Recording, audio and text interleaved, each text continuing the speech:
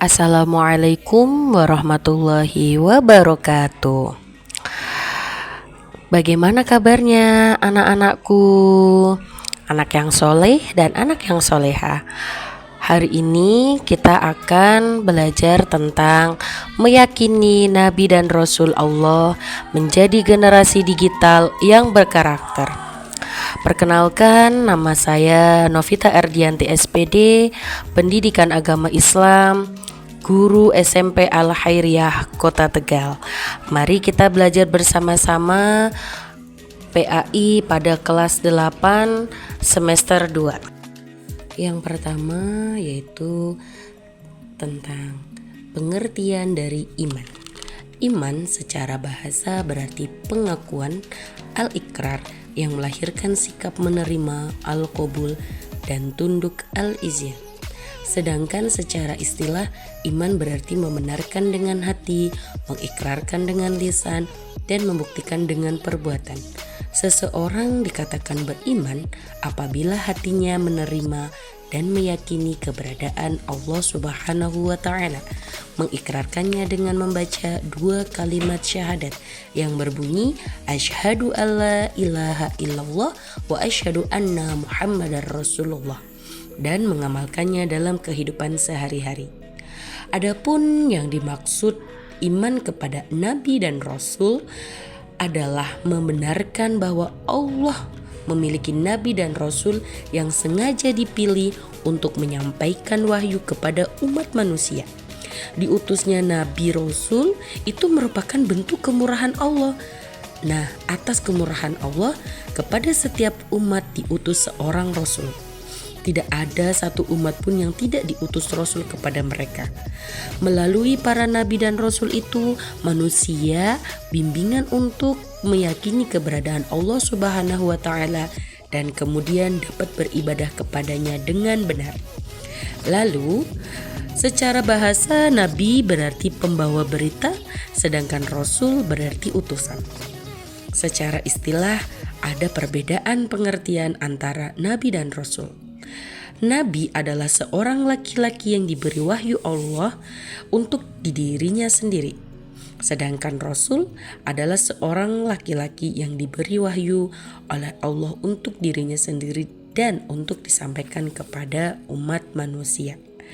Seseorang bisa menjadi nabi adalah karena kehendak Allah. Nah, maksudnya bagaimana? Hanya Allah lah yang menentukan siapa yang dikehendakinya untuk menjadi seorang nabi dan rasul. Maksudnya menjadi nabi dan rasul Allah bukan sesuatu yang dapat diusahakan. Kenabian tidak bisa diperoleh dengan banyak berbuat ketaatan atau ibadah. Kenabian adalah semata-mata pilihan dari Allah. Nah, jadi perbedaan nabi dan rasul tentu ada perbedaannya. Kalau nabi itu menerima wahyu untuk sendiri dan tidak membawa syariat baru, bisa ada banyak nabi dalam satu zaman. Sedangkan Rasul menerima wahyu untuk disampaikan kepada umat, membawa syariat baru, dan Rasul hanya satu dalam satu masa. Nah, jadi teman-teman, perbedaan Nabi dan Rasul jelas tentu berbeda. Kalau Nabi belum tentu Rasul, sedangkan Rasul sudah pasti Nabi. Nah, jangan sampai terbalik ya. Tugas para Rasul. Yang pertama yaitu menyampaikan wahyu dari Allah kepada umatnya. Tugas para Rasul yaitu menyampaikan wahyu dari Allah berupa firman-firmannya. Apa yang Allah katakan di dalam kalamnya itu wajib untuk disampaikan kepada umatnya. Karena apa? Karena ini hal yang sangat penting. Pada zaman dahulu banyak umat para rasul itu yang tidak beriman kepada Allah. Maka dari itu apa yang Allah sampaikan, apa yang Allah firmankan kepada para rasul itu wajib untuk disampaikan kepada para umatnya. Yang kedua yaitu mengajak manusia beriman dan bertauhid. Dulu para rasul itu sangat ditentang oleh para umatnya karena dianggap dia itu sebagai penyihir, sebagai para paranormal, sebagai dukun, bahkan dikatakan kafir, ya kan? Nah, jadi Allah itu mengutus para rasul untuk manusia beriman kepada Allah Tidak ada selain Allah yang wajib disembah. La ilaha illallah Muhammadur Rasulullah. Yang ketiga, menjadi teladan dalam akhlak dan ibadah. Para rasul selain mengajak manusia beriman dan juga harus menjadi teladan yang baik untuk para umatnya. Maka dari itu para rasul diutus oleh Allah untuk menyempurnakan akhlak-akhlak umat manusia. Yang keempat yaitu memberi peringatan dan kabar gembira, bahwasanya Allah mengutus para rasul untuk memberi peringatan kepada para umatnya. Apabila kita bisa melakukan perintah dari Allah, maka jaminannya adalah masuk surga. Apabila kita melanggar peraturan Allah, maka kita akan masuk ke dalam neraka Allah. Na'udzubillahi min dzalik. Selanjutnya yaitu sifat wajib para rasul. Para rasul memiliki 4 sifat wajib yang perlu diketahui oleh semua umat manusia. Yang pertama adalah sidik, artinya benar. Amanah, dapat dipercaya. Tablik, menyampaikan. Fatonah, itu cerdas. Nabi dan Rasul sudah pasti memiliki sifat dari keempat tersebut. Sidik artinya benar. Rasul itu benar-benar menyampaikan apa yang Allah perintahkan, apa yang Allah firmankan. Itu sidik. Tidak melebih-lebihkan ajaran, tidak mengurang-urangi ajaran, dan tidak membuat ajaran-ajaran yang tidak seperti Allah katakan. Yang kedua, amanah, dapat dipercaya.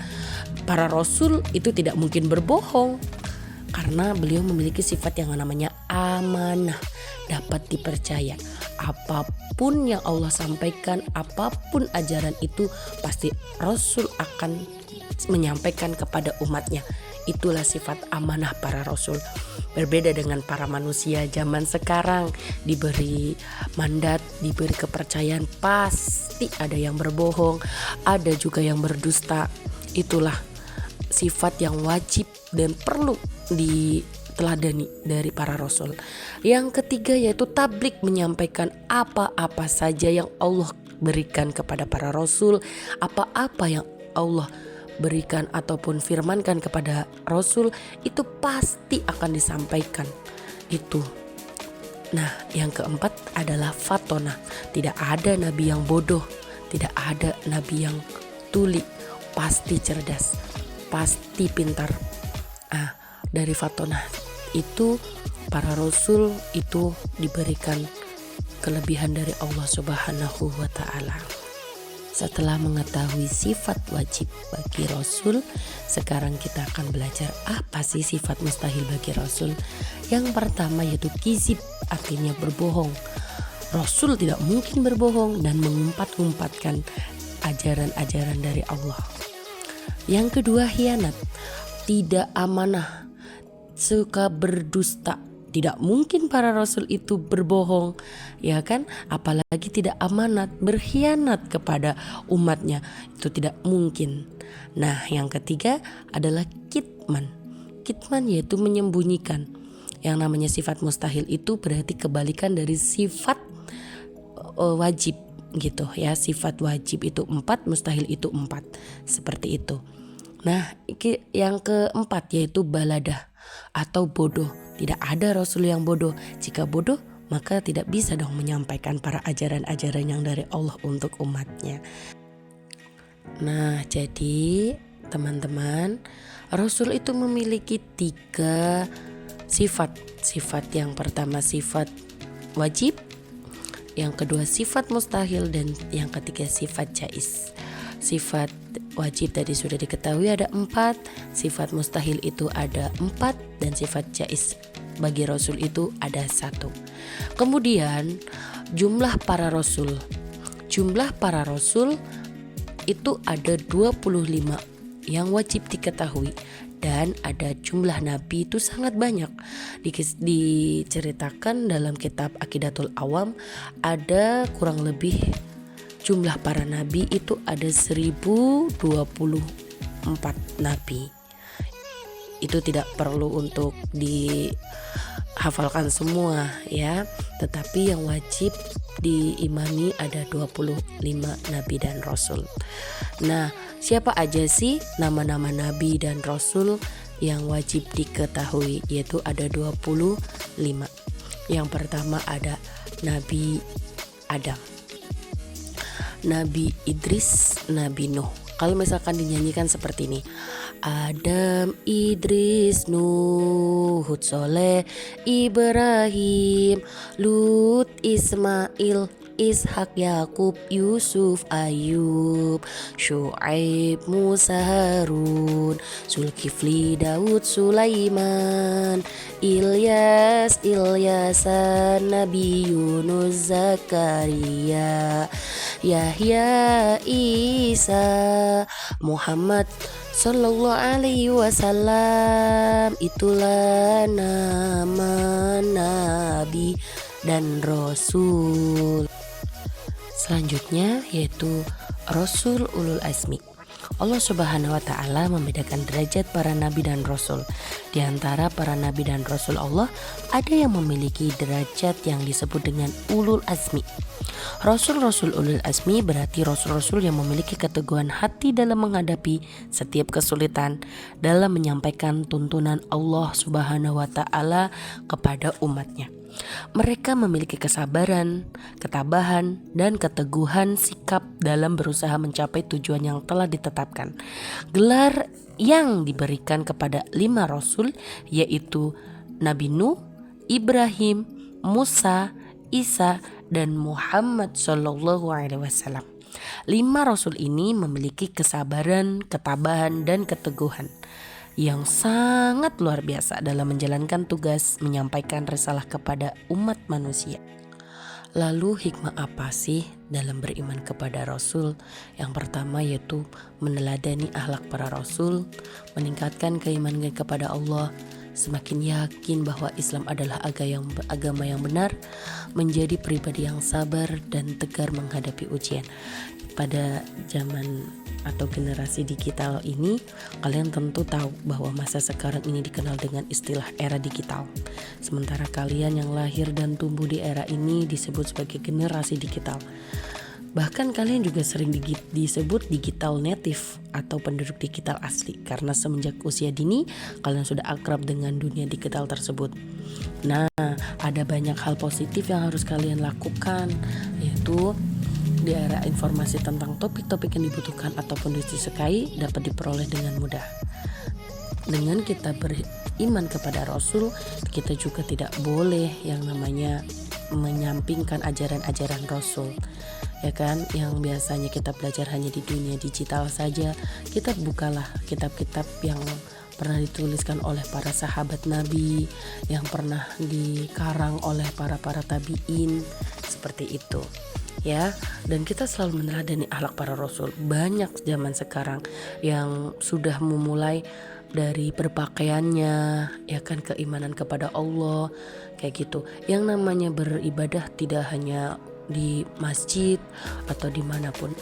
Kalau kita mau meningkatkan keimanan kita kepada Allah dan kita semakin yakin kepada Rasul, ya kita selalu menjadi pribadi yang sabar seperti para rasul dan selalu menaati apa yang pernah diajarkan oleh para rasul.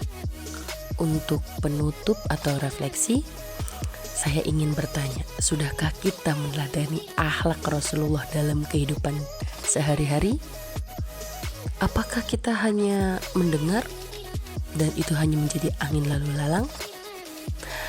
Maka dari itu, marilah jadikan iman kepada Rasul sebagai penguat iman dan pedoman hidup. Jangan sampai pada di era digital ini kita terbawa arus yang selalu dalam kenegatifan, arus yang selalu membawa kita kepada berita-berita yang tidak baik. Dalam hal ini, saya menghimbau kepada kalian untuk selalu beriman kepada Allah, kepada Rasul-Nya, selalu meneladani apa yang menjadi ajaran-ajaran beliau. Dari sini saya cukupkan, mudah-mudahan bermanfaat. Ihdinas syiratal mustaqim. Wassalamualaikum warahmatullahi wabarakatuh.